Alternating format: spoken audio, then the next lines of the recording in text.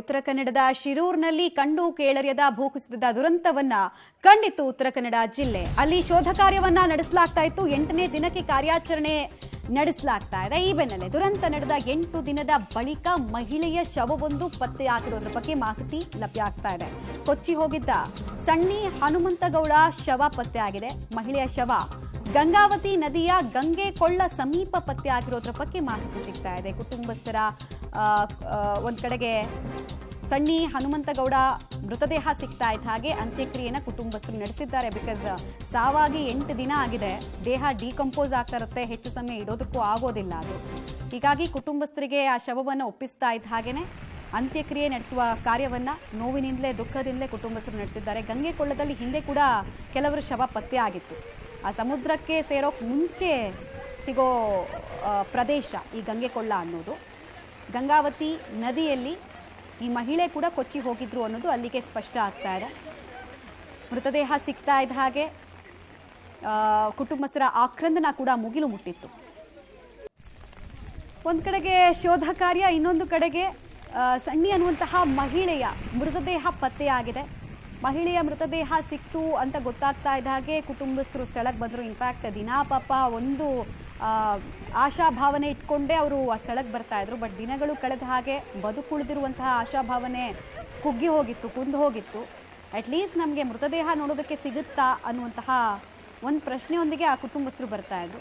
ಮೃತದೇಹ ಸಿಕ್ತು ಅಂತ ಗೊತ್ತಾಗ್ತಾ ಇದ್ದ ಹಾಗೆ ಸ್ಥಳಕ್ಕೆ ಬಂದಂತಹ ಕುಟುಂಬಸ್ಥರು ಕಣ್ಣೀರ ವಿದಾಯವನ್ನ ಹಾಡಿದ್ದಾರೆ. ಅವರ ಆಕ್ರಂದನ ಕೂಡ ಮುಗಿಲು ಮುಟ್ಟಿದೆ. ತನ್ನದಲ್ಲದ ತಪ್ಪಿಗೆ ಪ್ರಕೃತಿಯ ಮುನಿಸಿನಿಂದ ಜೀವ ಕಳ್ಕೊಂಡ್ರು ಸಣ್ಣಿ ಅನ್ನುವಂತಹ ಬಹಳ ದೊಡ್ಡ ಬೇಜಾರು ಕುಟುಂಬದಲ್ಲಿ ಇದೆ. ಮಳೆಯ ನಡುವೆ ಶೋಧ ಕಾರ್ಯಾಚರಣೆಯನ್ನ ಮಾಡಿದ್ದಾರೆ. ಮೃತದೇಹವನ್ನು ಆಚೆ ತರಬೇಕಾದ್ರೆ ಕೂಡ ಅಲ್ಲಿ ಮಳೆ ಬರ್ತಾ ಇದ್ದನ್ನು ನೀವು ಗಮನಿಸ್ತಾ ಇದ್ದೀರಿ. ಗಂಗೆಕೊಳ್ಳದಲ್ಲಿ ಇವರ ಶವ ಸಿಕ್ಕಿದೆ. ಗಂಗಾವಳಿ ನದಿ ಸಮುದ್ರಕ್ಕೆ ಸೇರೋ ಮುಂಚೆ ಸಿಗುವಂತಹ ಪ್ರದೇಶ ಈ ಗಂಗೆಕೊಳ್ಳ ಅನ್ನೋದು. ಡೇ 8 ಕಣ್ಮರೆಯಾದವರು ಬದುಕಿರುವಂತಹ ಸಾಧ್ಯತೆ ಕ್ಷೀಣ. ಆ ಕ್ಷೀಣ ಅನ್ನೋ ವಿಚಾರ ಗೊತ್ತಾಗ್ತಾ ಇದ್ದ ಹಾಗೆ ಕುಟುಂಬಸ್ಥರು ಅಟ್ಲೀಸ್ಟ್ ಮೃತದೇಹ ಸಿಗುತ್ತಾ ಅಂತ ಒಂದು ಭರವಸೆಯಿಂದ ಬರ್ತಾ ಇದ್ರು.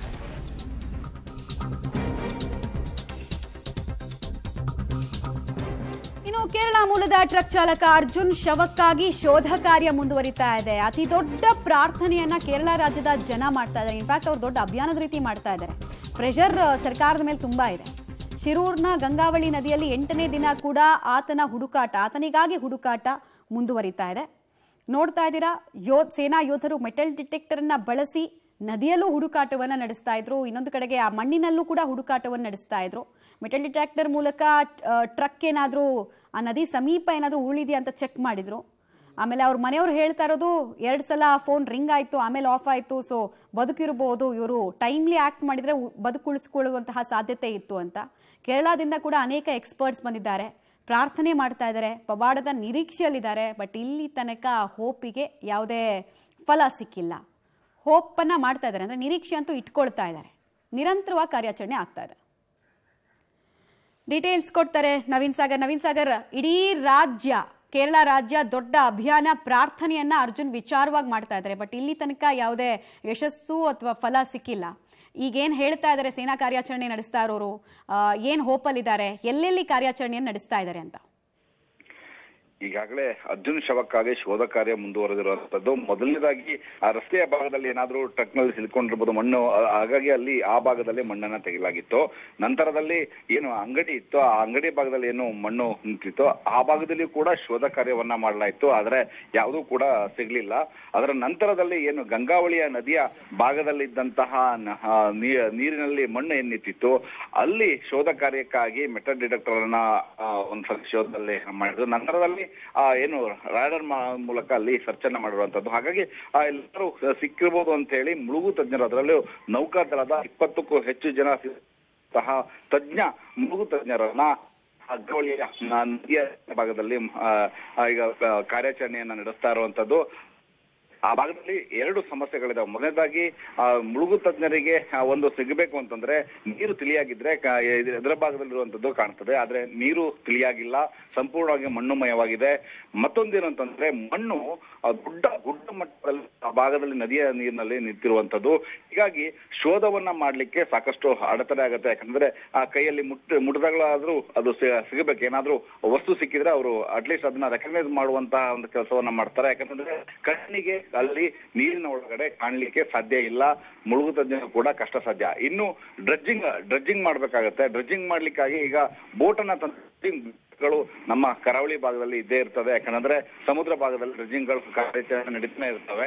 ಯಾಕಂದ್ರೆ ಮಣ್ಣು ಹೂಳುಗಳು ತುಂಬಿರ್ತವೆ. ಅಂತದನ್ನ ತೆಗೆಯಲಿಕ್ಕಾಗಿ ಈಗ ಡ್ರೆಡ್ಜಿಂಗ್ ಬೋಟ್ ಗಳನ್ನ ಬಳಸ್ತಾರೆ. ಆ ಡ್ರೆಡ್ಜಿಂಗ್ ಬೋಟ್ ಅನ್ನ ಬಳಸಿ ಈಗ ಮಣ್ಣನ್ನ ತೆಗೆದು ನೋಡಬೇಕು ಅನ್ನುವಂತ ಒಂದು ಆ ಉದ್ದೇಶ ಜಿಲ್ಲಾಡಳಿತಕ್ಕೂ ಕೂಡ ಇದೆ. ಹಾಗಾಗಿ ಅದಕ್ಕೆ ಬೇಕಾದ ವ್ಯವಸ್ಥೆಯನ್ನ ಮಾಡ್ಕೊಳ್ತಾರೆ. ಆದ್ರೆ ಡ್ರೆಡ್ಜಿಂಗ್ ಬೋಟ್ ಅಂತಂದ್ರೆ ದೊಡ್ಡ ಮಟ್ಟದಲ್ಲಿ ಹಡಗಿನ ರೂಪದಲ್ಲಿ, ಮಿನಿ ಹಡಗಿನ ರೂಪದಲ್ಲಿ ಇರ್ತದೆ. ಅಂತದನ್ನ ತಂದು ಅಲ್ಲಿಗೆ ನದಿಗೆ ಇಳಿಸ್ಬೇಕಾಗತ್ತೆ. ಯಾಕಂತಂದ್ರೆ ಸಮುದ್ರ ಭಾಗದಲ್ಲಿ ಇಳಿಸ್ಲಿಕ್ಕೂ ಮತ್ತೆ ನದಿಯ ಭಾಗದಲ್ಲಿ ಇಳಿಸ್ಲಿಕ್ಕೂ ಸಾಕಷ್ಟು ಅಜಗಜಾಂತರ ವ್ಯತ್ಯಾಸ ಇರ್ತದೆ. ನದಿಯ ಆಳ ಕಮ್ಮಿ ಇರ್ತದೆ, ಸಮುದ್ರದ ಆಳ ಜಾಸ್ತಿ ಇರ್ತದೆ. ಹಾಗಾಗಿ ಸಮುದ್ರದಲ್ಲಿ ಇಳಿಸೋದು ಸುಲಭ, ಆದ್ರೆ ನದಿಯಲ್ಲಿ ಇಳಿಸ್ಬೇಕಾದ್ರೆ ಅದಕ್ಕೆ ಕಷ್ಟ ಸಾಧ್ಯ ಇರ್ತದೆ. ಯಾಕಂದ್ರೆ ಅಲ್ಲಿ ಡ್ರೆಡ್ಜಿಂಗ್ ಮಾಡ್ಲಿಕ್ಕೆ ಬೇಕಾದ ವ್ಯವಸ್ಥೆಗಳು ಆಗುದಿಲ್ಲ. ಹಾಗಾಗಿ ಇವೆಲ್ಲ ಸವಾಲುಗಳು ಈ ಭಾಗದಲ್ಲಿ ಇರುವಂತದ್ದು. ಹೀಗಾಗಿ ಇನ್ನೇನು ಜಿಲ್ಲಾಡಳಿತ ಡ್ರೆಡ್ಜಿಂಗ್ ಅನ್ನಾದ್ರೂ ತಂದು ಅಲ್ಲಿ ಮಣ್ಣನ್ನ ತೆಗೆದು ಒಳಭಾಗದಲ್ಲಿ ಏನಾದ್ರೂ ಸಿಲುಕಿರಬಹುದೇನೋ ಅನ್ನುವಂತಹ ಒಂದು ಪ್ರಶ್ನೆ ಏನಿದೆ, ಅದಕ್ಕೆ ಈಗ ಉತ್ತಮವಾಗಿ ಡ್ರೆಡ್ಜಿಂಗ್ ಬೋರ್ಡ್ ಜಿಲ್ಲಾಡಳಿತ ಕೈ ಹಾಕ್ತಾ ಇರುವಂತದ್ದು.